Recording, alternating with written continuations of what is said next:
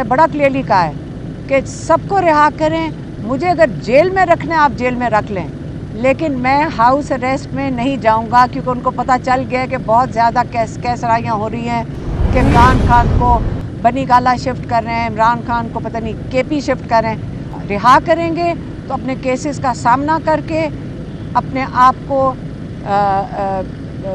Innocent साबित करके फिर वो बाहर निकले। वो इस तरह नहीं कैद से बाहर आएंगे कि हाउस अरेस्ट पे चले जाए। कि अफ़गानिस्तान में हमारे शायद जहाज़ एयरफोर्स के जहाज़ ने बॉम्बिंग की है, उसको इस बात का इमरान खान को बहुत दुख हुआ। उन्होंने कहा कि बड़े देर के बाद पाकिस्तान में अमन आया था, क्योंकि अफ़गानिस्तान में अमन आया था, और अफ़गानिस्तान का अमन पाकिस्तान के साथ जुड़ा हुआ है। आज पहला जो पॉइंट है इमरान खान का, वो इमरान खान ख़ुद क्लैरिफाई आज कर चुके हैं। और जब हम जेल में गए तो उन्होंने शायद एक दो सहाफ़ियों ने भी उनसे सवाल किया रेमिटेंसेस के बारे में। उन्होंने ये पूछा क्योंकि अब मुज़ाकरात शुरू हो गए हैं, तो इसका मतलब रेमिटेंसेस अब आया।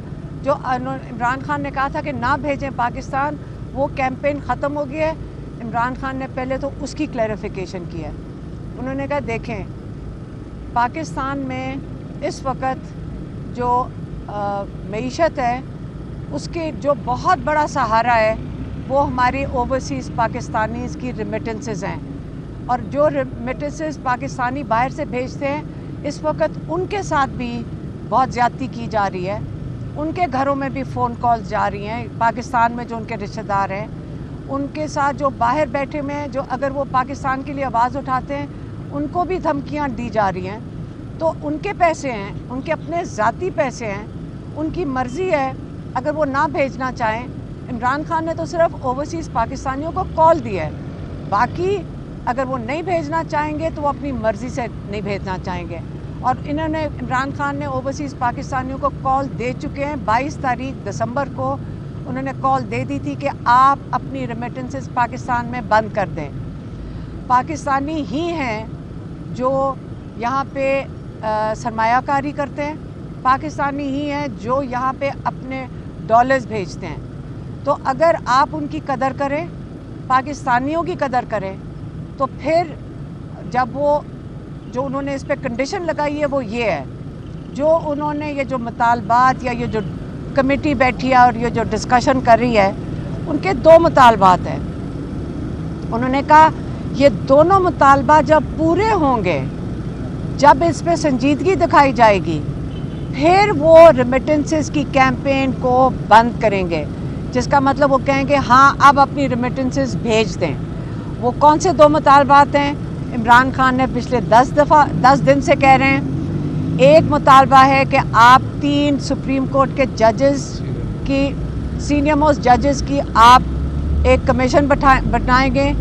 उन सीनियर मोस्ट जजेस के नीचे वो तहकीकात करेंगे 9 मई की और 26 नवंबर की। दूसरा मुतालबा ये है कि जो नाजायज़ कैद में लोग हैं इनको रिहा किया जाए। अब उन्होंने कहा कि जो मिलिट्री जेल में जिन्होंने सज़ाएं मिली हैं, कहते हैं इसलिए मिलिट्री जेल में सज़ाएं दे रहे हैं क्योंकि वो ओपन कोर्ट ट्रायल कर ही नहीं सकते इन लोगों की। जब वो बताएंगे ओपन कोर्ट में कि एक बंदा है जिसने मोर कहीं उठाया था, जो आपको पता होना चाहिए, अगर सीसी फुटेज हो तो पता चलेगा मोर वापस भी चला गया था घर के अंदर। तो एक मोर को उठाने और वापस जाने में 10 साल मिलिट्री कोर्ट में से सज़ा मिल जाए। आप इस किस्म की जो सज़ाएं मिली हैं वो खुले आम सरेआम आप बता नहीं सकते हैं कि किस वजह से उनका सज़ा क्या है। अगर इनके पास सीसीटीवी फुटेज इन्होंने मिलिट्री जेल में दिखाई है, कोर्ट में दिखाई है, तो वो हम सबको भी दिखा दें, आवाम को भी दिखा दें, ओपन कोर्ट ट्रायल करें। तो इससे उन्होंने कहा है कि इन सबको रिहा किया जाए जितने भी कैद में हैं, और फिर इनकी अगर आपने ट्रायल करनी है, सीसीटीवी फुटेज जो सुप्रीम कोर्ट के जजेस हैं, जो जब कमीशन बनाएंगे तो वो खुद ही मांग लेंगे। जब आप रिहा करना, उनकी एक दूसरी जो कंडीशन है, ये बहुत ज़रूरी है समझना कि इस वक्त हज़ारों लोग 9 मई में और 26 नवंबर में जेल में कैद में हैं। इसलिए और ये एक मुतालबा हो गया। दूसरी बात उन्होंने जो की है وہ انہوں نے کی ہے اپنی جیل میں رہنے کی. انہوں نے کہا سارے قیدیوں کو رہا کریں. میں بالکل, انہوں نے بڑا کلیئرلی کہا ہے کہ سب کو رہا کریں. مجھے اگر جیل میں رکھنا ہے آپ جیل میں رکھ لیں, لیکن میں ہاؤس اریسٹ میں نہیں جاؤں گا, کیونکہ ان کو پتہ چل گیا کہ بہت زیادہ کیسرائیاں ہو رہی ہیں کہ عمران خان کو بنی گالا شفٹ کر رہے ہیں, عمران خان کو پتہ نہیں کے پی شفٹ کر رہے ہیں. وہ کہتے ہیں میں کہیں بھی جاؤں گا نہیں, میں ہاؤس اریسٹ میں نہیں جاؤں گا. سارے قیدیوں کو رہا کریں, مجھے قید میں رکھ لیں, لیکن ہاؤس اریسٹ میں میں نہیں جاؤں گا. رہا کریں گے تو اپنے کیسز کا سامنا کر کے اپنے آپ کو انوسنٹ ثابت کر کے پھر وہ باہر نکلیں گے. وہ اس طرح نہیں قید سے باہر آئیں گے کہ ہاؤس اریسٹ پہ چلے جائیں. دوسرا پوائنٹ.